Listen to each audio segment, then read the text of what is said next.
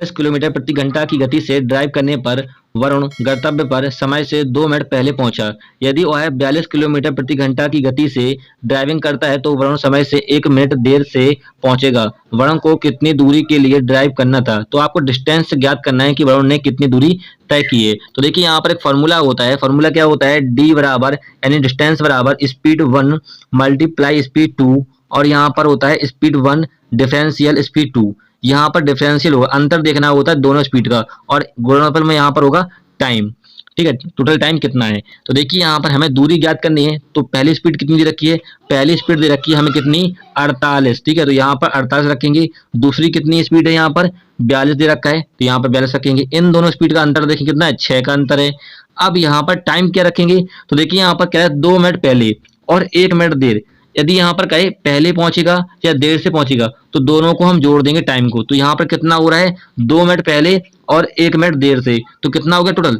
3 minute हो गया। तो यहाँ पर मल्टीप्लाई में 3 करेंगे। अब यहाँ पर देखिए स्पीड जो है वो हमें दे रखी है किसमें? किलोमीटर प्रति घंटा में, और टाइम जो है वो मिनट में। तो इसको भी चेंज करेंगे किसमें? घंटे में। और घंटे में चेंज करने के लिए क्या करते हैं हम लोग? 60 से भाग देते हैं। तो चलिए इसको काट लेते हैं। तो यहाँ से काटोगे 2 बार कट जाएगा, और यहाँ से काटोगे तो 21 बार कट जाएगा यहाँ पर ये। अब काटोगे 3 से तो ये कटेगा 20 बार में, और यहाँ पर काटोगे 3 से 7 बार कट जाएगा। फिर यहाँ से 2 से काटिए 10 बचेगा, और यहाँ पर काटोगे 24, और 24 का मल्टीप्लाई 7 में करोगे और नीचे आपका 10 रह गया अभी। तो यहाँ पर सच्चों को 28, 2, 14 और 16, नीचे आपका 10 था तो यहाँ पर दशमलव लग जाएगा। तो 16.8 ये होगी आपकी डिस्टेंस। करेक्ट आंसर हो जाएगा। क्लियर है? आई होप सभी को समझ में आया होगा। अगला क्वेश्चन देखते हैं। ए और बी की वर्तमान आयु का योग 70 साल है। 7 साल पहले ए की आयु बी की आयु का कितना 2.5 गुना थी। तो ए की वर्तमान आयु कितनी है? तो आपको ज्ञात करना है ए की वर्तमान आयु कितनी थी। तो यहाँ पर कह रहे ए और बी की वर्तमान आयु का योग कितना है? 70 साल है। तो यहाँ पर हो जाएगा ए प्लस बी की वर्तमान आयु का योग कितना है? 70 साल है। तो यहाँ पर ये जो है ये वर्तमान का दे रखा है आपको। ठीक है, फिर यहाँ पर कह रहे 7 साल पहले ए की आयु बी की आयु कितना थी? 2.5 गुना। तो यहाँ पर हो जाएगा ए की आयु बी की आयु का कितना गुना है? 2.5 गुना है। तो देखिए यहाँ पर दशमलव है, दशमलव को हटाओगे तो यहाँ पर 10 जीरो लग जाएगा, और यहाँ पर बी इधर आ जाएगा। तो क्या हो जाएगा? ए अपॉन बी, और यहाँ पर हो जाएगा 5 से काटोगे तो क्या बचेगा आपका? 5/2। तो यहाँ पर देखिए 7 साल पहले इनकी आयु का अनुपात हमने निकाल लिया है। ये कब का है? ये 7 साल पहले का है। ठीक है, अब यहाँ पर देखिए ये पहले का दे रखा है हमें। तो देखिए 7 साल आपकी ए की होगी और 7 साल बी की होगी। तो टोटल कितना हो जाएगा? 14 साल। 14 साल जो है हम 70 में से 14 साल को घटा देंगे, क्योंकि ये वर्तमान का दे रखा है। यदि हम 14 साल घटा देंगे 70 में से तो हमारा वर्तमान योग निकल के आ जाएगा। तो यहाँ पर हो जाएगा 63। ठीक है, अब यहाँ पर देखिए इन दोनों ए और बी की आयु का जो अनुपात है कितना है? योग है 5 और 2 कितना? 7। तो 7 प्रेजेंट करेगा किसको? 63 को। क्लियर है? अब यहाँ से काटोगे तो 7 से काटोगे कितने आ जाएगा? 9 7 63। अब यहाँ पर 1 इक्वल टू कितना आ गया? 9 आ गया।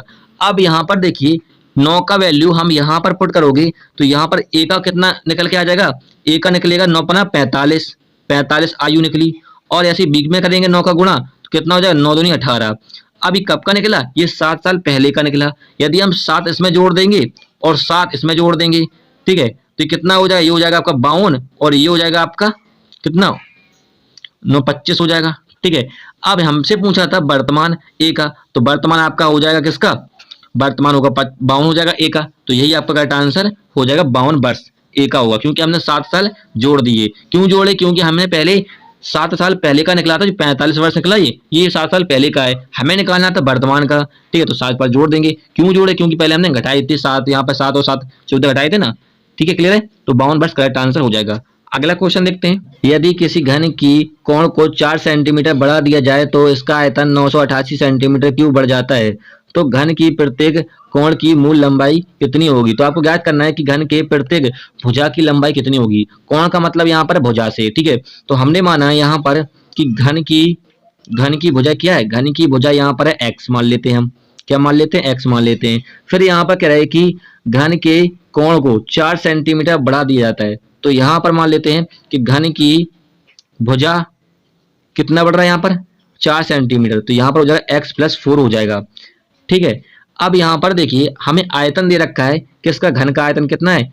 988 है। तो आयतन क्या होता है? आयतन होता है a क्यूब होता है।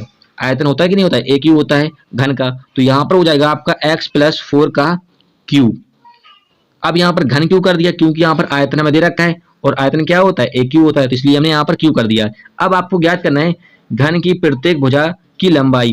तो यहाँ पर देखिए इसको माइनस कर दें, यदि माइनस को मतलब माइनस एक्स क्यू कर दें यहाँ पर, तो हम ज्ञात कर पाएंगे प्रत्येक भुजा, और यही दे रखा है कितना आपको 988 दे रखा है। क्लियर है। अब यहाँ पर इसको हम ओपन कर लेंगे x प्लस 4 का क्यू को, तो यहाँ पर हो जाएगा x का क्यू प्लस के 64 प्लस के 4 दिया 12 x डायरेक्ट कर दिया हमने यहाँ पर, और यहाँ पर हो जाएगा x प्लस 4 माइनस के एक्स क्यू बराबर 988, ये हो जाएगा। अब यहाँ पर इस प्रकार से कर लेंगे थोड़ा समझाने के लिए, क्योंकि बोर्ड ज़्यादा बड़ा नहीं है। तो यहाँ पर देखिए हम यहाँ से काटेंगे, तो देखिए एक्स क्यू से एक्स क्यू पहले काट देते हैं। अब यहाँ पर हम 12x का गुणा करोगे यहाँ पर, तो क्या हो जाएगा, यहाँ पर हो जाएगा आपका 12x स्क्वायर प्लस के 48x, और यहाँ पर 64 था तो प्लस का 64 होगा, इक्वल टू कितना है 988 है। अब 988 को इधर ले आओगे तो क्या बचेगा, यहाँ पर हो जाएगा 12x स्क्वायर प्लस के 48x माइनस का कितना बचेगा 4 2 और 924, इक्वल टू क्या बचेगा 0 बचेगा। अब यहाँ से देखिए हम 12 कॉमन ले लें यदि, तो क्या हो जाएगा एक्स स्क्वायर प्लस के बच को 48x बचेगा माइनस के 8284 और 8284 इक्वल टू 0। तो 12 आपका उधर जाएगा तो 12 तो खत्म हो जाएगा क्योंकि उधर चलेगा 0 हो जाएगा। तो यहाँ पर बचा आपका एक्स स्क्वायर प्लस के 4x माइनस के 77। अब ऐसे गुणनखंड करना है हमें 77 के कि 4 आ जाए, तो क्या होता है, अब हमें ऐसे फैक्टर करना है 77 के कि हमें 4x मिल जाए, तो 11 मल्टीप्लाई 7 हो जाएगा आपका। तो यहाँ पर क्या हो जाएगा 11 स्क्वायर एक्स स्क्वायर प्लस के 11x माइनस के 7x हो जाएगा, और माइनस के यहाँ पर 70 है ही आपका इक्वल टू 0। तो यहाँ पर देखिए यदि आप x कॉमन लोगे तो क्या बचेगा आपका x प्लस के 11 बचेगा यहाँ पर, और यहाँ पर आप माइनस के 7 लोगे तो यहाँ पर क्या बचेगा x प्लस के 11 यहाँ भी बचेगा इक्वल टू 0। ठीक है। अब यहाँ पर देखिए x प्लस 11 है, ये तो आपका माइनस हो जाएगा क्योंकि आप x प्लस 11 को 0 के इक्वल रखोगे तो माइनस का 11 हो जाएगा। और यहाँ पर एक कोष्टक में क्या क्या बचेगा आपका, यहाँ पर लिख लेते हैं x माइनस के 7 इक्वल टू 0 बचेगा। तो यहाँ पर x बराबर क्या हो जाएगा 7, तो यहाँ पर x बराबर 7 आपका करेक्ट आंसर हो जाएगा, क्योंकि हम माइनस का नहीं लेते हैं प्लस का लेते हैं, यही आपका करेक्ट आंसर हो जाएगा। क्लियर है। अगला क्वेश्चन देखते हैं। रोसेल ने किसी वस्तु को 26% की हानि पर 999 रुपए में बेचा था, वस्तु का लागत मूल्य क्या था। देखिए यहाँ पर आपको वस्तु का लागत मूल्य यानी क्रय मूल्य कॉस्ट प्राइस ज्ञात करना है। तो देखिए यहाँ पर कह रहा है 26% की हानि पर, तो हमने माना क्रय मूल्य 100 है, कॉस्ट प्राइस हमने मान लिया 100 है। देखिए यहाँ पर क्या 26% की हानि, जब भी हानि होती है तो 100 से हम घट जाएंगे 26, क्या बचेगा आपका 74 बचेगा। ठीक है। और ये जो है 74 आपका क्या सेलिंग प्राइस है, विक्रय मूल्य है। और यहाँ पर क्वेश्चन में विक्रय मूल्य हमें दे रखा है 999 रुपए में बेच रहे हैं। ठीक है। तो देखिए इसको काट लेंगे, थोड़ा सा हल्का कीजिए, तो ये हो जाएगा आपका 37/50, 2 से काट दिया हमने। अब यहाँ पर सेलिंग प्राइस कितना है हमारा 37 है, क्वेश्चन में कितना दे रखा है हमें 999, तो 37 प्रेजेंट करेगा 999 को, यहाँ से काटोगे कितने बार कटेगा ये पूरा पूरा 7 49 2 7 27 से कट जाएगा पूरा पूरा, काट के देख लीजिएगा। अब यहाँ पर गुणा कर दोगे 50 का 27 में, तो आपका कॉस्ट प्राइस यानी क्रय मूल्य जिसे बोलते हैं लागत मूल्य निकल के आ जाएगा। तो 0 5 से 35 3 10 और 13 1350 क्या होगा आपका लागत मूल्य होगा, यही आपका आंसर हो जाएगा। अगला क्वेश्चन देखते हैं। एक मिश्रण में रेत और रोड़ी का अनुपात 17:9 है, जबकि रोड़ी और सीमेंट का अनुपात 6:17 है, तो मिश्रण में रेत और सीमेंट का अनुपात क्या होगा, आपको रेशियो ज्ञात करना है। तो देखिए यहाँ पर दे रखा है आपको किसका रेत अनुपात रोड़ी का कितना दे रखा है अनुपात 17:9 दे रखा है। ठीक है। फिर कह रहा है यहाँ पर आपको दे रखा है फिर से रोड़ी और सीमेंट का अनुपात दे रखा है, किसका सीमेंट का अनुपात दे रखा है 6:17 दे रखा है। तो हमें ज्ञात करना है किसका रेत का अनुपात और किसका सीमेंट का अनुपात ज्ञात करना है। तो हमें पहले तीनों का अनुपात ज्ञात करना पड़ेगा, तभी हम दोनों का अनुपात निकाल पाएंगे। तो देखिए हम यहाँ से ज्ञात करेंगे रेत का अनुपात और रोड़ी का अनुपात और सीमेंट का अनुपात, इन तीनों का रेशियो ज्ञात करेंगे। तो कैसे करेंगे, शॉर्टकट ट्रिक क्या होती है, तो यहाँ पर देखिए यहाँ पर गुणा कर दोगे 6 का 17 में, तो आपका निकलेगा रेत का अनुपात कितना निकलेगा 17 छक्का 102। ठीक है, ये आपका रेत का अनुपात निकला। यदि यहाँ पर गुणा कर दोगे 6 का 9 में 54, तो ये आपका रोड़ी का अनुपात निकल के आ गया है। और यहाँ पर 17 का 9 में कर दोगे तो आपका निकल के आएगा सीमेंट का, कितना हो जाएगा 153 हो जाएगा। अब हमसे क्या पूछा है, हमसे पूछा है किसका, रेत का और सीमेंट का। तो इन दोनों का जो अनुपात निकल गया है 102 और यहाँ पर 153, इनको लिखेंगे 102 अनुपात 153। अब काटोगे तो यहाँ पर 17 से कटता, 17 छक्का 102 और 17 नब्बे 153, और यहाँ से काटोगे तो 2:3 आपका करेक्ट आंसर हो जाएगा। यही पूछा था। अगला क्वेश्चन देखते हैं। यार 125 रुपए को 3 महीने के लिए निवेश करने पर 27 रुपए का ब्याज प्राप्त होता है, तो साधारण ब्याज की वार्षिक दर कितनी होगी। तो वहां पर देखिए आपको रेट परसेंट ज्ञात करना है। तो चलिए कुछ नहीं करना था, सिर्फ वैल्यू पुट करना था। फॉर्मूला क्या होता है, SI बराबर PRT/100, यही तो होता है फॉर्मूला। मेरे पास और भी ट्रिक है लेकिन ये आप सिंपल से कर पाओगे ज्ञात यहाँ पर। तो देखिए यहाँ पर ब्याज कितना, सिंपल इंटरेस्ट 27 रुपए, तो यहाँ पर 27 पुट करोगे। प्रिंसिपल कितना दे रखा है, मूलधन 1125, तो यहाँ पर 1125 पुट कर दीजिए। टाइम कितना दे रखा है यहाँ पर, 3 महीने का कह रहा है तो 3 रखेंगे। अब यहाँ पर देखिए कह रहा है वार्षिक दर कितनी होगी। वार्षिक का मतलब होता है 1 वर्ष का, तो 1 वर्ष में कितने महीने होते हैं 12, तो 12 से हम डिवाइड करेंगे। यहाँ पर क्यों करेंगे, क्योंकि हमें टाइम महीने में दे रखा है। अब यहाँ से हम रेट परसेंट ज्ञात करेंगे और फॉर्मूला में 100 दे रखा है यहाँ पर, तो 100 से यहाँ पर नीचे रखेंगे। अब काटोगे यहाँ से तो चौको 12 और 5 से काटोगे 5 दूनी 10, 5 दूनी 10 55 25, और यहाँ पे काटोगे ये 5 दूनी 10 0, फिर काटोगे तो यहाँ पर कटेगा 45 बार कट जाएगा और यहाँ पर काटोगे 5 बार कट जाएगा। यहाँ से काटोगे तो ये 9 बार कटेगा आपका पूरा 9 से काटोगे ये 3 बार कट जाएगा और 4 का गुणा कर दोगे तो रेट परसेंट बराबर कितना आ जाएगा आपका 4 तो 12% आपका निकलेगा, रेट परसेंट दर निकलेगी। यही आपका करेक्ट आंसर हो जाएगा। क्लियर है। अगला क्वेश्चन देखते हैं। अकेले काम करते राकेश और रंजीत क्रमशः 4 और 6 दिनों में एक कार को पूरा कर सकते हैं। रंजीत ने अकेले काम शुरू किया और राकेश 2 दिनों के बाद इसमें शामिल हुआ, तो शेष कार को पूरा करने के लिए उन्हें कितने दिनों की आवश्यकता होगी। तो आपको ज्ञात करना है कितने दिनों में ये शेष कार को कर लेंगे। तो देखिए यहाँ पर कह रहा है कि राकेश और रंजीत 4 दिन और 6 दिन में काम करते हैं। तो देखिए राकेश जो है वो कर रहा है आपका कितना, 4 दिन में काम कर रहा है, और रंजीत जो है वो कितने दिन में काम कर रहा है आपका, 6 दिन में काम कर रहा है। फिर देखिए यहाँ पर 4 और 6 का लेंगे हम लासा, तो कितना आएगा आपका 12 आएगा, और यही निकलेगा आपका क्या, टोटल वर्क निकलेगा। काम कितना है, तो 12 यूनिट यहाँ पर काम है। अब निकालेंगे इफिशियंसी, किस क्षमता से ये काम कर रहे हैं, किस क्षमता से यहाँ पर काम कर रहे हैं। तो यहाँ पर क्षमता कैसे निकालते हैं, तो देखिए राकेश कर रहा है 4 दिन में काम, काम कितना है 12 यूनिट है, तो 12 में भाग देंगे हम 4 का, तो 4 तिया 12, तो यहाँ पर राकेश का एफिशिएंसी निकल के आ गया। ऐसे हम निकालेंगे रंजीत का। रंजीत जो है वो 6 दिन में काम कर रहा है, काम कितना है 12 यूनिट, कितने बार जाएगा, भाग देंगे 2 बार जाएगा। अब यहाँ पर देखिए राकेश और रंजीत का एफिशिएंसी निकल के आ गई। फिर आपसे क्वेश्चन में क्या कह रहे हैं, रंजीत ने अकेले काम शुरू किया और राकेश 2 दिन के बाद शामिल हुआ। तो देखिए रंजीत ने अकेले काम शुरू कर लिया, ठीक है, फिर यहाँ पर 2 दिन के बाद कौन शामिल हुआ, राकेश, यानी रंजीत ने यहाँ पर 2 दिन अकेले काम किया होगा। तो यहाँ पर रंजीत का एफिशिएंसी कितना है 2 यूनिट, तो 2 से गुणा कर देंगे। क्यों किया, क्योंकि यहाँ पर 2 दिन के बाद कौन आया, राकेश आया, इसलिए रंजीत जो है वो 2 दिन काम कर चुका था, इसलिए यहाँ पर 2 का गुणा किया हमने। तो यहाँ पर गुणा करोगे कितना 4। अब यहाँ पर देखिए जब भी क्वेश्चन में आपसे कहे कि 2 दिन के बाद की बात हो यहाँ पर, तो आपको काम कितना है 12 यूनिट है, 4 को घटा देना है, कितना बचा 8। अब यहाँ पर देखिए रंजीत ने 4 यूनिट काम कर लिया था, ठीक है, 12 यूनिट काम था तो बचा कितना 8 यूनिट काम बचा, वही हमने यहाँ पर घटाया है, ठीक है। अब यहाँ पर कह रहा है कि शेष कार्य को पूरा करने के लिए उन्हें कितने दिनों की आवश्यकता होगी। तो देखिए यहाँ पर दोनों का एफिशिएंसी कितना है 3 और 2 कितना है, टोटल 5 यूनिट है राकेश का और रंजीत का टोटल कितना है एफिशिएंसी 5 यूनिट है। तो 5 से हम डिवाइड करेंगे 8 में, क्योंकि काम बचा था हमारा कितना 8 बचा था, तो यहाँ भाग दोगे तो 16 85 1.6 दिनों में करेंगे, यही आपका करेक्ट आंसर हो जाएगा। क्लियर है। अगला क्वेश्चन देखते हैं। यदि एक वृत्ताकार भूखंड का परिमाप एक वर्गाकार भूखंड के परिमाप के बराबर है तो उनके क्षेत्रफलों का अनुपात क्या होगा। तो आपको यहाँ पे ज्ञात करना है कि क्षेत्रफलों का रेशियो क्या होगा। देखिए यहाँ पर कह रहा है कि वृत्ताकार भूखंड का परिमाप, तो वृत्त का परिमाप क्या होता है 2πr होता है, परिमाप कह लो या परिधि कह लो, बात एक ही है। फिर यहाँ पर कह रहा है कि एक वर्गाकार भूखंड के परिमाप के बराबर, तो एक ही वर्ग का परिमाप क्या होता है 4a होता है।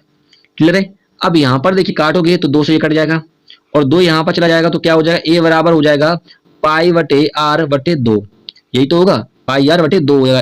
अब यहाँ पर हमें a का मान पता है, भुजा पता है, तो यहाँ पर उनके क्षेत्रफलों का अनुपात क्या होगा। तो देखिए वृत्ताकार का क्षेत्रफल क्या होता है, वृत्ताकार का क्षेत्रफल होता है πr², और यहाँ पर वर्गाकार का क्षेत्रफल का क्या होता है वर्ग का क्षेत्रफल होता है आपका ए स्क्वायर। अब हमें ए का तो मान पता है तो यहाँ पर पुट करोगे तो यहाँ पर हो जाएगा पाई स्क्वायर आर बराबर ए का मान क्या कितना निकला हमारा पाई आर बटे 2। तो यहाँ पर स्क्वायर है तो यहाँ पर स्क्वायर कर दोगे तो यहाँ पर देखिए इसको ओपन करोगे तो पाई आर स्क्वायर बराबर क्या हो जाएगा पाई का स्क्वायर आर का स्क्वायर अपॉन 4 हो जाएगा। तो यहाँ से देखिए आपका आर स्क्वायर से आर स्क्वायर कट जाएगा, पाई से देखिए यहाँ पर काटोगे तो देखिए एक पाई बचेगा यहाँ पर सिर्फ, ठीक है। तो यहाँ पर बचा आपका एक बराबर पाई का मान पुट करोगे यहाँ पर तो क्या होगा 22/7 और नीचे आपका ऑलरेडी 4 था, ठीक है। तो यहाँ पर 2 से काटोगे तो क्या बचेगा 11 और यहाँ पर 2 गुणा कर दोगे तो यहाँ पर आएगा 14:11 और यही होगा आपका दोनों क्षेत्रफलों का अनुपात। करेक्ट आंसर हो जाएगा। कैसे आया? क्योंकि यहाँ पर देखिए 2 का मल्टीप्लाई 7 में करेंगे तो 14 इधर आ जाएगा और 11 इधर, इसलिए यहाँ पर 14:11 किया हमने।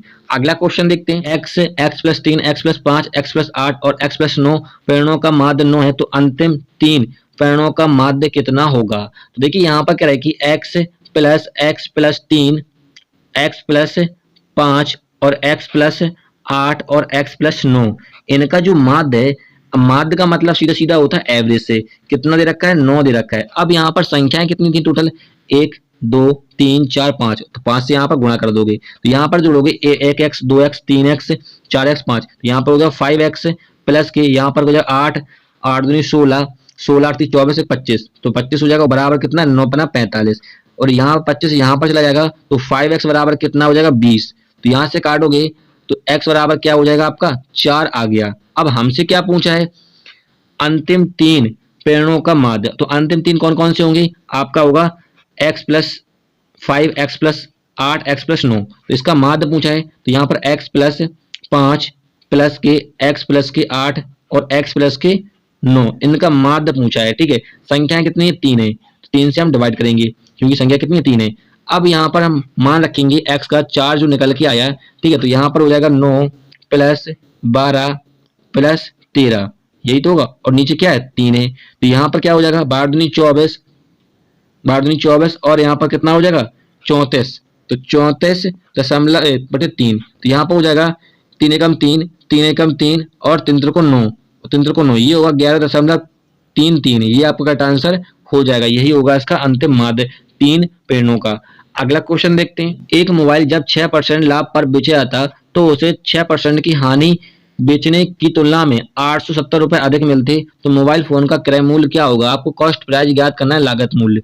देखिए यहाँ पर क्या रहा है कि 6% लाभ पर और 6% की हानि पर, और यहाँ पर कहीं आपसे अधिक मिलता हो या कम मिलता हो, जितने भी रुपए हो, ठीक है। ऐसे क्वेश्चन आपके एग्जाम में रिपीट हो चुके हैं, आगे भी मैं करा चुका हूँ। देखिए जब भी ऐसा क्वेश्चन आए, कह रहा है 6% का लाभ, 6% का क्या हो रहा है? लाभ हो रहा है, और 6% की आपको क्या हो रही है? हानि हो रही है, ठीक है।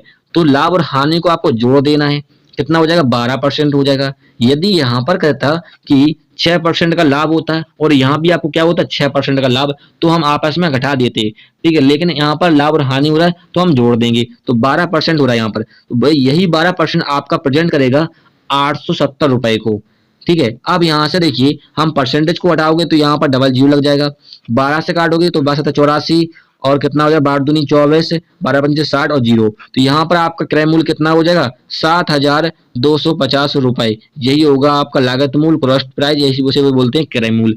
यही करेक्ट आंसर हो जाएगा। अगला क्वेश्चन देखते हैं। एक कक्षा में किसी दिन 5% छात्र अनुपस्थित हैं। यदि उपस्थित छात्रों की संख्या 38 है तो उस दिन कक्षा में छात्रों की कुल संख्या कितनी है? देखिए कोई चीज अपने में 100% होती है, ठीक है। अब यहाँ पर 5% जो लड़का है वो क्या है? अनुपस्थित है, अनुपस्थित है। तो उपस्थित कितने होंगे? उपस्थित होंगे आपके 95%। कितने होंगे? 95% होंगे, ठीक है। अब 95% उपस्थित हैं और आपको उपस्थित स्टूडेंट की या छात्रों की संख्या कितनी दे रखी है? 38, तो 95% क्या है? उपस्थित हैं। यही प्रेजेंट करेगा किसको? 38 को।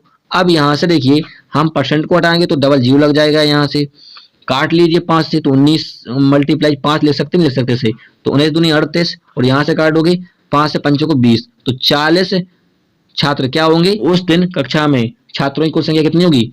40 होगी। यही करेक्ट आंसर हो जाएगा। अगला क्वेश्चन देखते हैं। अगला क्वेश्चन है, देखिए आपको इसका मासा लेना था। मासा लेने का सबसे अच्छा शॉर्ट ट्रिक बताया है मैंने कई बार। ठीक है, मेरी पिछली वीडियो में देखोगे तो मैंने कई बार बताया शॉर्ट ट्रिक, मासा कैसे लेते हैं शॉर्ट ट्रिक 2 सेकंड में कर पाओगे। तो देखिए आपको यहाँ पर संख्या जब 2 या 2 से अधिक हो, ठीक है, तो यहाँ पर देखिए किसी भी संख्या का अंतर देखिए जिनका अंतर सबसे कम हो। तो देखिए यहाँ पर अंतर देखोगे तो यहाँ पर कितना 36 है, सबसे कम अंतर है।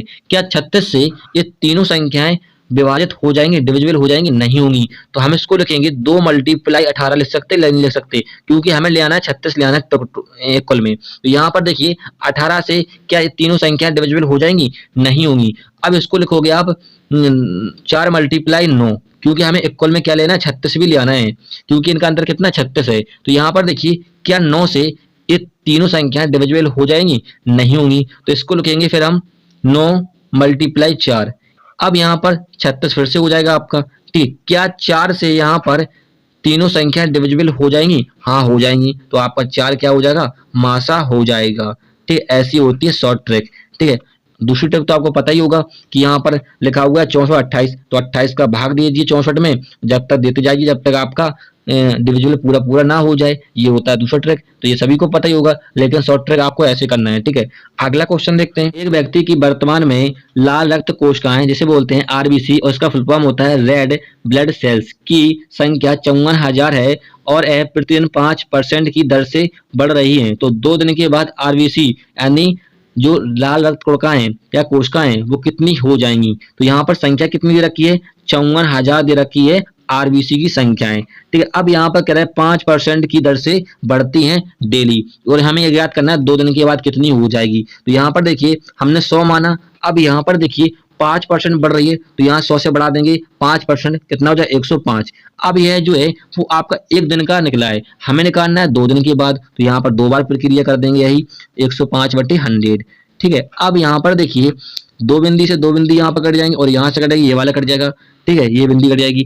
अब इसको काटोगे तो देखिए यहाँ पर 5 से तो 21 बार कट जाएगा और यहाँ पर 2 बार कट जाएगा, और यहाँ से काटोगे तो ये कटेगा आपका 27 बार। अब यहाँ पर गुणा कर लीजिएगा, आपका 27 मल्टीप्लाई 21 मल्टीप्लाई 105, वही आपका क्या हो जाएगा? आंसर हो जाएगा। क्लियर है? अगला क्वेश्चन देखते हैं।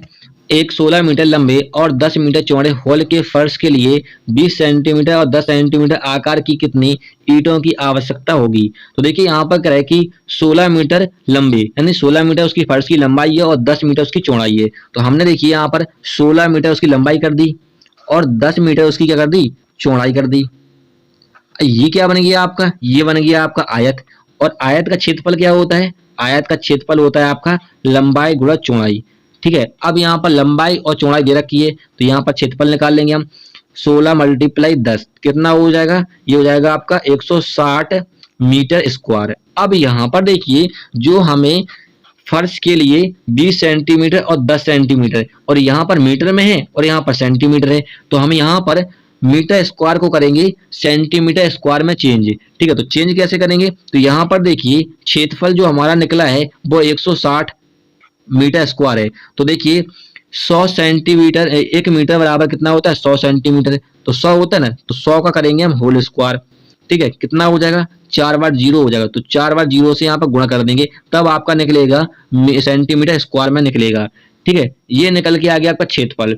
फिर आपसे कह रहा है कि फर्श के लिए 20 सेंटीमीटर और 10 सेंटीमीटर आकार की कितनी ईंटों की आवश्यकता होगी? तो बस यहाँ पर डिवाइड कर देंगे, जो हमारा क्षेत्रफल निकला 20 मल्टीप्लाई कितना है? 10 सेंटीमीटर। अब यहाँ पर सेंटीमीटर स्क्वायर और यहाँ पर सेंटीमीटर तो इक्वल है, क्योंकि जब तक यहाँ पर पैमाने बराबर नहीं होते हैं तब तक हम काटा फीटा नहीं कर पाते हैं। तो चलिए यहाँ से 2 बिंदी से 2 बिंदी कट जाएंगे और यहाँ से काटोगे तो क्या निकलेगा? 8000। तो 8000 टाइल्सों की जरूरत होगी या ईंटों की जरूरत होगी, यही आपका करेक्ट आंसर हो जाएगा। क्लियर है? अगला क्वेश्चन देखते हैं। ए एक कार को 8 घंटे में समाप्त कर सकता है, जबकि बी अकेले उसी कार को 12 घंटे में कर पाता है। यदि ए और बी दोनों मिलकर कार करें तो वे कितने समय में कार को समाप्त कर लेंगे?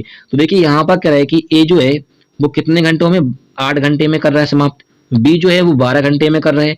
अब देखिए इनका आप चाहे एलसीएम ले लीजिए तो आपका टोटल वर्क निकल के आ जाएगा, चाहे इनको आप मनी मन में काटिए, जैसे कि 4 दूनी 8 और 4 तिया 12 कट रहे हैं ना दोनों, तो आपका देखिए जो काम होता है वो हमेशा इफिशियंसी क्षमता का उल्टा होता है। तो 3 आपका इधर हो जाएगा और 2 इधर हो जाएगा। अब हमें इनकी इफिशियंसी भी मालूम पड़ गई, तो हम देखिए हम निकालेंगे टोटल वर्क।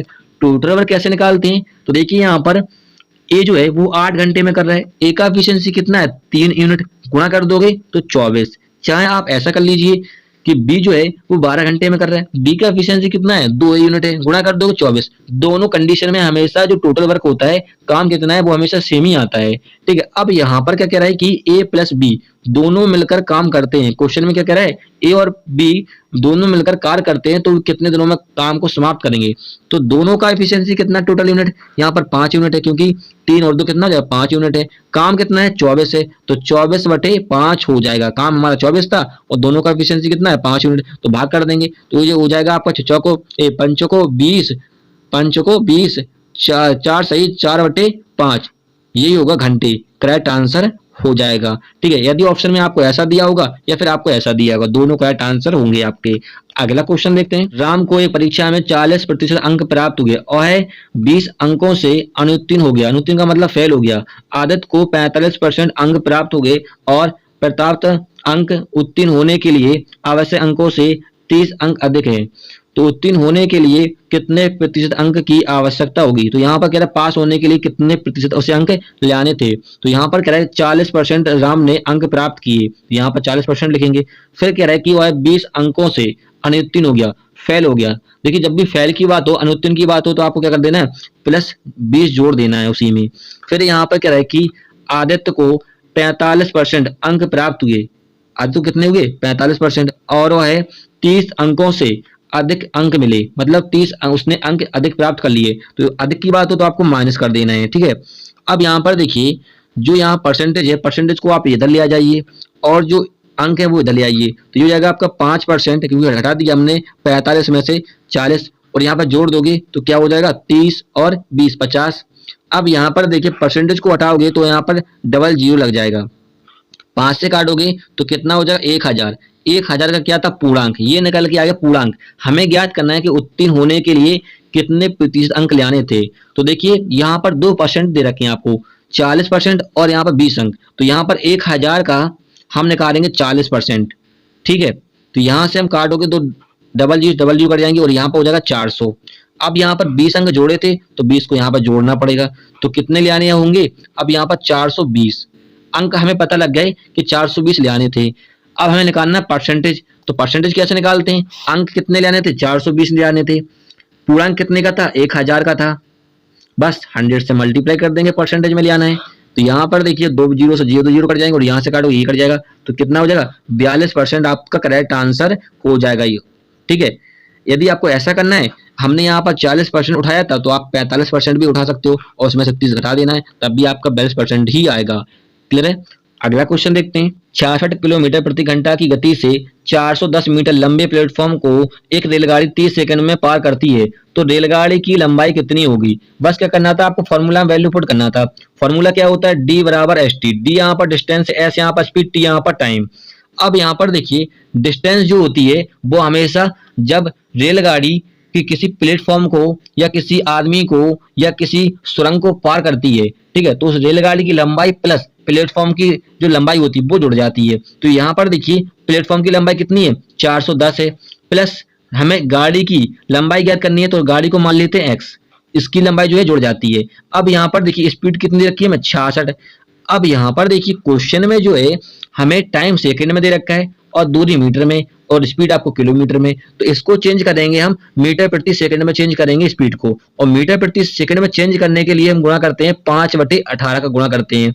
और यहाँ पर अब टाइम कितना है 30 है तो 30 से यहाँ पर मल्टीप्लाई कर देंगे। अब काट दीजिए यहाँ से, तो यहाँ से 6 से काटोगे तो 36 18 और यहाँ पर 11 बार चला जाएगा। ठीक है, और यहाँ से काटोगे तो ये 10 बार जाएगा, गुणा करोगे तो कितना हो जाएगा 410 प्लस x बराबर 50 और यहाँ पर क्या हो जाएगा 550 तो 550। अब यहाँ पर इसको घटाओगे तो क्या हो जाएगा, तो x बराबर हो जाएगा, घटाइएगा तो 0 4 1, तो 140 मीटर लंबी क्या होगी रेलगाड़ी की लंबाई, यही आपका करेक्ट आंसर हो जाएगा। क्लियर है, अगला क्वेश्चन देखते हैं। 15,000 की धनराशि पर 5 वर्षों में 4500 का साधारण ब्याज प्राप्त होता है, तो ब्याज की दर क्या होगी? रेट परसेंट इसमें भी ज्ञात करना था। तो देखिए यहाँ पर फॉर्मूला में से वैल्यू पुट करना था। फॉर्मूला क्या होता है? SI बराबर PRT अपॉन 100। देखिए और भी मेरे पास ट्रिक है, लेकिन आप इससे सिंपल देखिए, मैं वो आपको ट्रिक बताता हूँ जो आप जल्दी कर पाओ, चाहे वो फॉर्मूला हो चाहे ट्रिक हो। आप ट्रिक से अच्छा फॉर्मूला वैल्यू पुट करके निकाल सकते हो जल्दी से। ठीक है, तो यहाँ पर देखिए 4500 आपका क्या सिंपल इंटरेस्ट ब्याज है। प्रिंसिपल कितना दे रखा है? मूलधन 15,000। और यहाँ पर टाइम 5 वर्ष का हमें रेट परसेंट निकालना है, तो यहाँ पर 100।